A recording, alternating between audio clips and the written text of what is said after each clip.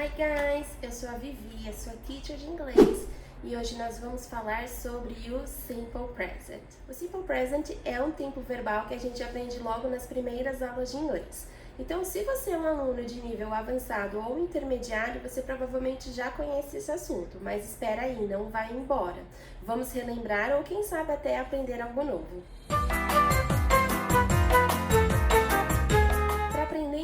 A gente precisa contextualizar o seu uso. E quando que usamos o Simple Present? São duas situações. A primeira situação é para falar sobre o nosso cotidiano, sobre coisas que fazemos com uma determinada frequência. Por exemplo, I eat breakfast every morning. Eu tomo café da manhã todas as manhãs. I eat breakfast every morning. They go to the park every weekend. Eles vão ao parque todo final de semana. They go to the park every weekend. Percebam que essas sentenças descrevem ações que ocorreram no passado, ocorrem no presente e muito provavelmente vão continuar acontecendo no futuro. A segunda situação em que usamos o Simple Present é para falar sobre fato, como por exemplo, birds fly, pássaros voam, birds fly. Ou então, the earth goes round the sun. A Terra gira em torno do Sol. The earth goes round the sun. Português, como é que vão ficar os seus verbos no presente? Eu vou classificar os meus verbos em 3 grupos. O are, e o i. E aí, para cada grupo, para cada pessoa, eu vou ter uma terminação diferente. Então, por exemplo, o verbo trabalhar. Vai ficar eu trabalho, tu trabalha, ele trabalha, nós trabalhamos, vós trabalhais e eles trabalham. Isso também não vale para os verbos irregulares. Para os verbos irregulares é totalmente diferente. Haja memória, hein, Portuga? E você, em inglês, como vão ficar os seus verbos no presente? Só tira o to. Só tira o to? Como assim, em inglês? Não dá, a gente tem que mostrar serviço lá pro patrão, não pode. Tá bom, então eu coloco S lá na terceira pessoa. E coloco o do também quando for pergunta e negativa. Os verbos em inglês não são conjugados da mesma forma que os verbos em português, que existem aquelas diversas terminações. No inglês, na verdade, parece que nem tem conjugação. Veja um caso deste verbo aqui, to work. Esse to indica que o verbo está no infinitivo, ou seja, ele não está sendo conjugado. E aí, quando nós conjugamos esse verbo no presente, no inglês vai ficar I work, you work, he, she, it work, we work, they work. Agora você deve estar se pensando, não é possível que isso seja tão simples assim. De fato, não é.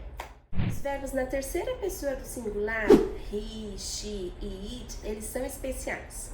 Então, quando a gente vai fazer a conjugação do Simple Present, a gente deve acrescentar um S no final do verbo. Então, vai ficar assim, I work, you work, he works, she works, it works. Vejam outros exemplos.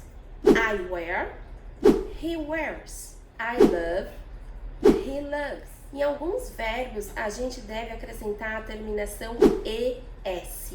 São verbos que geralmente terminam com um som de chiado, sh, ou com som de S. Como, por exemplo, I push, he pushes. I teach, he teaches. I kiss, he kisses. A gente acrescenta esse ES para facilitar na pronúncia. Percebam que fica muito difícil pronunciar um S depois desse som de chiado, sh. Então, veja o caso de push, push. Não dá, então a gente precisa acrescentar essa vogalzinha, pushes, soa bem melhor.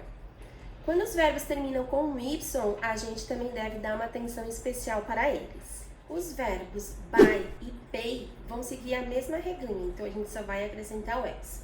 Então vai ficar assim, I buy, he buys, I pay, he pays.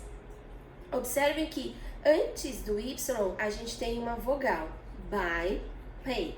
Okay? Já os verbos cry e study, a gente vai derrubar este Y e acrescentar IES. Então, vai ficar assim, I cry, he cries. I study, he studies. Percebam que antes deste Y, a gente tem uma consoante. Então, qual que é a regrinha? Se antes do Y a gente tem consoante, a gente vai derrubar o Y e acrescentar IES. Se antes do Y a gente tiver uma vogal, a gente vai permanecer com Y e acrescentar apenas o S.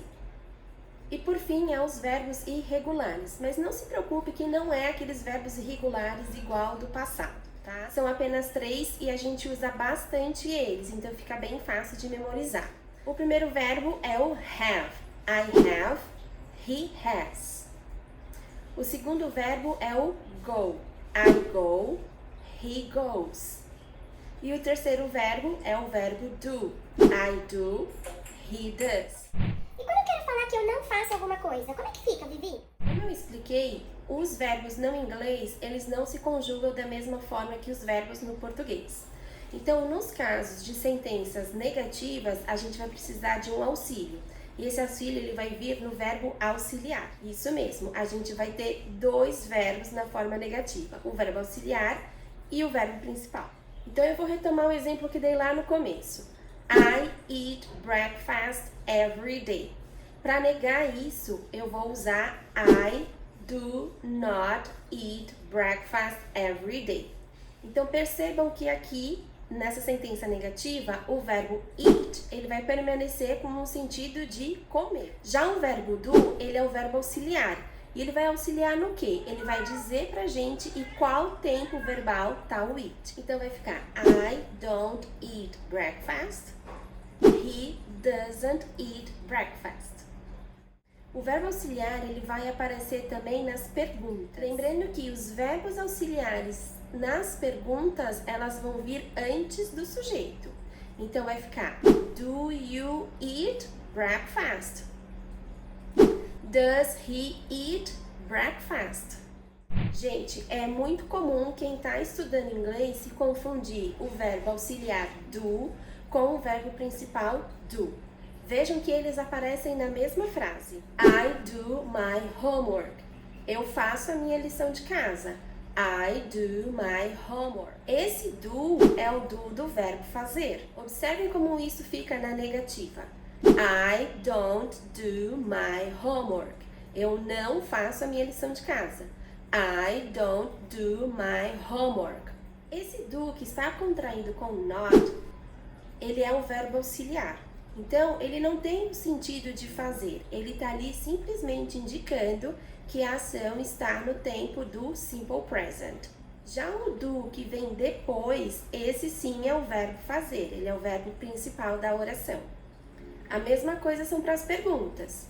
Do you do your homework? Você faz a sua lição de casa? Do you do your homework? O primeiro do é o verbo auxiliar, não tem sentido de fazer. Já o segundo do é o verbo principal, com o sentido de fazer. E aí, vamos praticar um pouquinho? Olha esta oração aqui. Qual dessas alternativas completa melhor a oração? Se precisar, pausa o vídeo aí para responder e pensar um pouquinho. E aí, já sabe qual é a resposta? Muito bem, é a alternativa C. Sarah speaks English. E essa segunda frase? Qual a alternativa completa melhor? E aí, qual que é a resposta?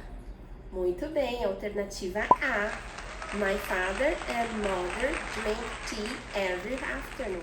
E essa terceira frase aqui, qual que é a alternativa? E aí, já sabe a resposta? Muito bem, a letra C. Laura has dinner, she washes the dishes and she studies math. Agora eu vou fazer uma pergunta e eu quero que vocês respondam aqui nos comentários. What do you do in the evening? O que você faz às noites? What do you do in the evening? Escreve aí que eu quero saber.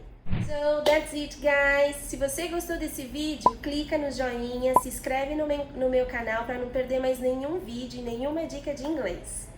I'll see you soon, kisses. Bye, bye.